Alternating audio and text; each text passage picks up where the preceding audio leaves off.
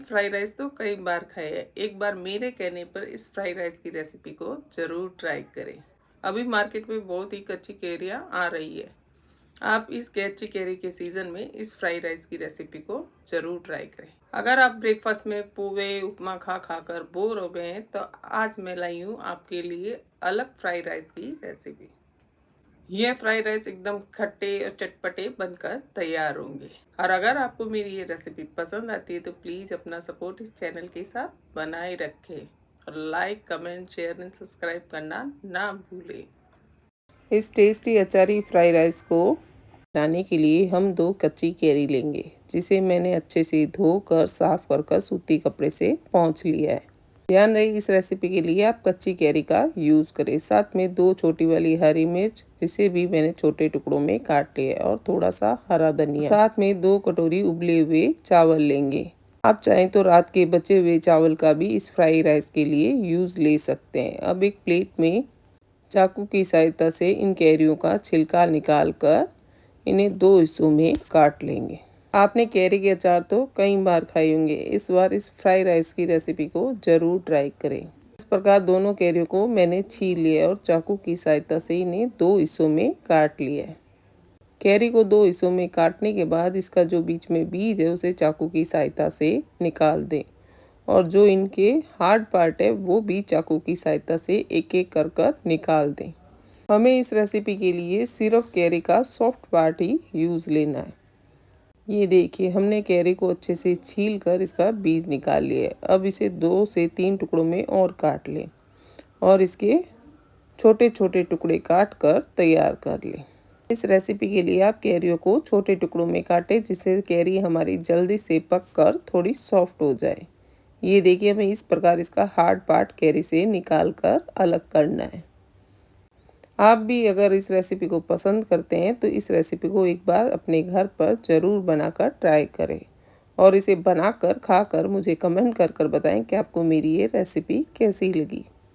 मेरे घर में तो ये रेसिपी बहुत ही टेस्टी बनकर तैयार हुई, और हम सब ने खाई तो सबको ये रेसिपी बहुत पसंद आई। इस प्रकार मैंने दोनों कैरियों को अच्छे से साफ कर इसके हार्ड पार्ट को हटाकर इसे छोटे टुकड़ों में काट लिया है।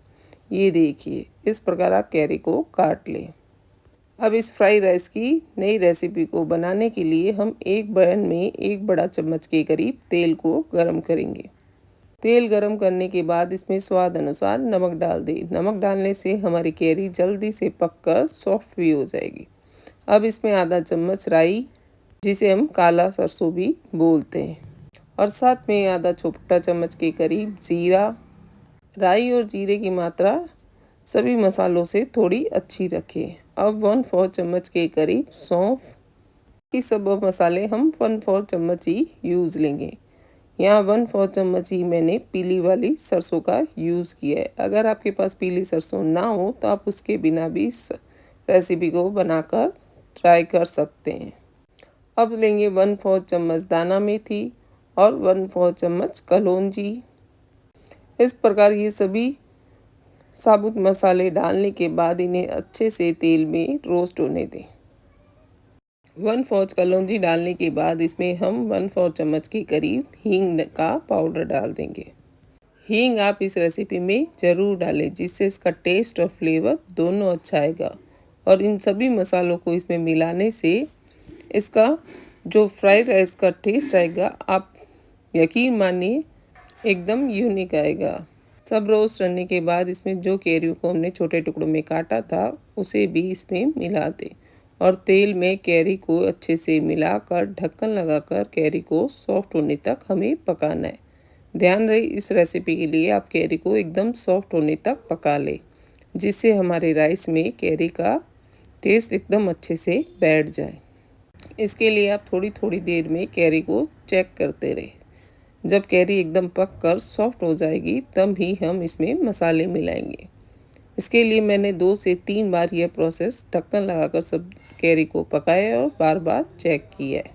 अब जब कैरी पक कर थोड़ी सॉफ्ट हो जाए तब इसमें हम 1/4 चम्मच के करीब हल्दी पाउडर मिला देंगे। साथ में 1 से 1.25 चम्मच के करीब लाल मिर्च पाउडर भी मिला देंगे। लाल मिर्च मिलाने के बाद मसाले को अच्छे से एक बार और चला लें। और इसे थोड़ा सा ढक्कन लगाकर 1 मिनट के लिए और पकने दें। ध्यान रहे इसके लिए गैस की लो को एकदम स्लो गैस में इसे बनाकर तैयार करें। जब मसाले अच्छे से पक जाए तब तक हमें इसे पकाना है, जिससे हमारे इस अचारी पुलाव में इसका टेस्ट कच्चा ना आए। मसाला जब अच्छे से पक जाए तब इसमें 1/4 चम्मच के करीब हम थोड़ा सा चीनी डालेंगे, जिससे हमारी रेसिपी एकदम खट्टी होने के साथ साथ थोड़ा मीठा टेस्ट भी आएगा, जो हमारी रेसिपी के टेस्ट को एकदम बैलेंस करेगा। अब चीनी मिलाने के बाद इसमें 2 से 3 छोटे चम्मच के करीब पानी मिला देंगे। पानी इसलिए मिलाएंगे जिससे हमारे मसाले भी नहीं जलेंगे और हमने जो इसमें चीनी मिलाई है वो भी अच्छे से मेल्ट होकर इस मसाले में इकसार हो जाएगी। पानी जब सोख हो जाए तब इसमें 2 कटोरी जो उबले हुए चावल मैंने लिए थे उसे इसमें मिला देंगे।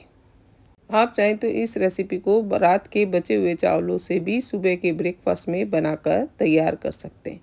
आप इस रेसिपी को लंच बॉक्स में भी बच्चों को टिफ़िन में डालकर दे सकते हैं। और जो बच्चे या बड़े कैरी खाने के शौकीन हैं वो भी इस पुलाव को बहुत अच्छे से खाएंगे। अब इस मसाले के साथ पूरे चावलों को अच्छे से मिलाकर इकसार कर लें। जब चावल अच्छे से मिलकर तैयार हो जाए तब इसे ढक्कन लगाकर 1 से 2 मिनट तक और पका लें।